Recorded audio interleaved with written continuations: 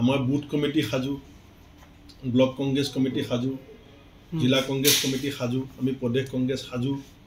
আমি প্ৰায় 5টা সমষ্টিত ইতিমধ্যে স্ক্ৰিনিং কমিটিত ছিংগুল নাম কৰিছোঁ। এতিয়ালৈকে মই কথা আপোনাক প্ৰথম কৈছোঁ। 9টা সমষ্টিত আমাৰ ডাবুল নাম আছে। আমি 20-22 তাৰিখৰ ভিতৰত আমি 14টা সমষ্টিৰে প্ৰাৰ্থী ঘোষণা কৰিবলৈ সক্ষম হ'ম। ইতিমধ্যে আমি প্ৰাৰ্থীসকলক সংকেত দিছোঁ যে আপোনালোকৰ নাম ইতিমধ্যে ছিংগুল হৈছে। 9টা সমষ্টিত আমি ডাবুল নাম আছে, এলায়েন্সৰ কথাও চলি আছে।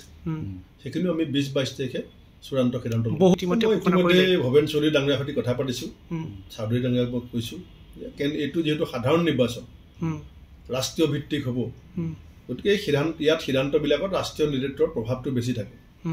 আমি এই সময়ত সাময়িকভাৱে বেলেগে বেলেগে খেলিলেও আমি কোনো কাৰণত আমাৰ মাজত সম্বন্ধ বেয়া হ'বলৈ দিব নালাগে। চৌধুৰী ডাঙৰীয়াক মই কৈছোঁ যাতে আমি লোকসভা নিৰ্বাচনৰ পাছত আকৌ একলগ হৈ বিধানসভা নিৰ্বাচন একেলগে খেলিব পাৰোঁ, তাৰ কাৰণে আমি প্ৰচেষ্টা চলাম।